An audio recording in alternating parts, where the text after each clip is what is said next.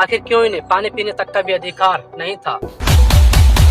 आखिर क्यों इन्हें लोगों के साथ उठने बैठने और बोलने तक का भी अधिकार नहीं था? आखिर क्यों इनकी परछाई को लोग अपवित्र समझते थे?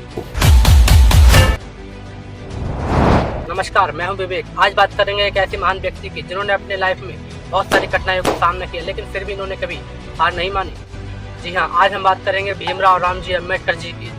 इनका जन्म 14 अप्रैल 1891 में माहूग्राम में हुआ और इनके पिताजी का नाम रामजी सकपाल जी था और इनकी माताजी का नाम भीमाबाई था। इनका बचपन कुछ खास अच्छे तरह से नहीं भी था। जिन्होंने अपने जीवन में बहुत सारी कठिनाइयों का सामना किया, लेकिन फिर भी इन्होंने कभी हार नहीं मानी। और यह जब छोटे थे तो इनकी माँ का देहांत हो चुका था और जब यह 9 साल के हुए तो इन्होंने अपने पिताजी से कहा कि पिताजी मुझे पढ़ना है, कृपया करके मेरा किसी स्कूल में एडमिशन करा दीजिए। उन्होंने इनकी बात को समझा और उन्होंने कैसे भी करके किसी स्कूल में इनका एडमिशन कराया। और जब इनका एडमिशन कराया तो उस मास्टर ने पहले ही कह दिया था कि ये क्लास में नहीं बैठ सकता, ये क्लास के बाहर बैठेगा, ये क्लास के बाहर बैठकर ही पढ़ाई करेगा। क्योंकि इनकी जो जाति थी वो महार जाति के थे, यह दलित जाति के थे, तो इन्हें बाहर ही बैठने दिया गया कि आज से तुम बाहर पढ़ोगे और बाहर बैठकर ही सब कुछ सीखोगे जो तुम्हें सीखना है। इनके पिताजी ने कहा कि ठीक है। और फिर बाद में जब यह स्कूल आने लगे तो कुछ दिन बीते और फिर बाद में जब एक दिन मास्टर ने इनसे सवाल पूछा कि भाई इस सवाल को सॉल्व करके दिखाओ। और जब यह सवाल सॉल्व करने के लिए आए तो बच्चे भागे और मास्टर जी से बोले कि मास्टर जी यह नीची जाति का है, यह दलित जाति का है, इनसे सवाल सॉल्व मत करवाइए। बच्चे इसलिए भागे कि इनके परछाई से कहीं हमारा खाना खराब नहीं हो जाए, लेकिन इन्होंने कभी बुरा नहीं माना। इन्होंने अपने गुस्से को संकल्प में परिवर्तित कर दिया और इन्होंने ठाना कि अब मुझे जिंदगी में बहुत बड़ा करना है। तो कैन यू इमेजिन कि परछाई तक से इन्हें दिक्कत थी। परछाई भी इनकी किसी भी चीज पर पड़ जाती थी तो लोग उसका गलत शब्द निकालते थे। लोग कहते थे कि अछूत है। इनकी परछाई किसी चीज पर पड़ गई तो वो अपवित्र हो जाएगा। इनके ऐसे कई किस्से हैं, लेकिन यह भी एक ऐसा है कि जब यह एक बार स्कूल जा रहे थे तो रास्ते में बारिश आ गई। वो बारिश इतनी तेज आ गई कि इन्हें कहीं छुपना पड़ा और जब यह किसी झोंपड़ी के पास जाकर छुपे और वहाँ झोंपड़ी से टिककर थोड़ा खड़े हुए और लोगों ने देखा कि ये झोंपड़ी से टिककर खड़े हैं, तो लोगों ने इन्हें बहुत बुरा वाला कहा और वो तुरंत बाहर आए और उन्होंने इनके साथ बहुत बुरा व्यवहार किया, लेकिन इन्होंने कभी बुरा नहीं माना। इनके सामने बहुत दुविधा आ गई कि अब मैं क्या करूं, लेकिन इन्होंने कभी हार नहीं मानी।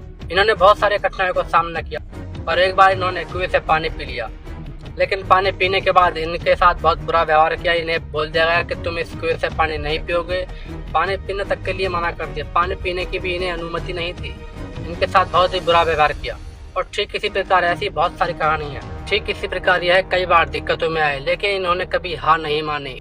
इन्होंने कहा कि तुम मुझे यहाँ नहीं पढ़ने दोगे, मैं जाऊँगा दुनिया के सबसे बेस्ट यूनिवर्सिटी में। और फिर बाद में इनका सारा परिवार मुंबई चला गया।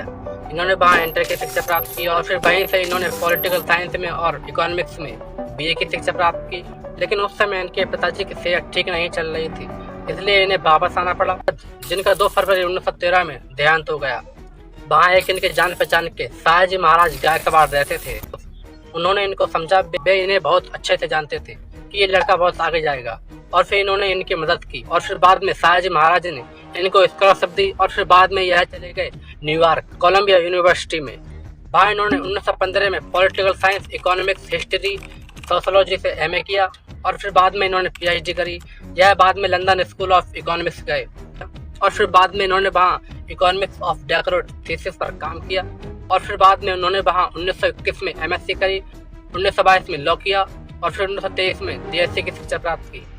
और फिर भीमराव जी ने दलित समाज को 2 वोटों में बांटने का सोचा और फिर बाद में यह भीमराव जी गांधी जी के पास गए और बोले कि हम अलग दलित समाज को 2 वोटों में बांटना चाहते हैं। और फिर बाद में गांधी जी ने सोचा कि ब्रिटिशर हमें जाति के आधार पर अलग अलग भागों में बांटना चाहते हैं और मैं ऐसा नहीं होने दूंगा। और फिर बाद में गांधी जी ने कहा कि नहीं, ऐसा नहीं करते हैं, मैं आपको रिजर्वेशन दिला दूंगा, मैं आपकी सब सहायता करूंगा, मैं आपकी हर मदद करूंगा जो आप चाहते हैं। और गांधी जी बोले कि अगर जाति के आधार पर हम अलग अलग हो गए तो ब्रिटिशर फिर कब्जा कर लेंगे और मैं देश को आज़ादी नहीं दिला पाऊंगा।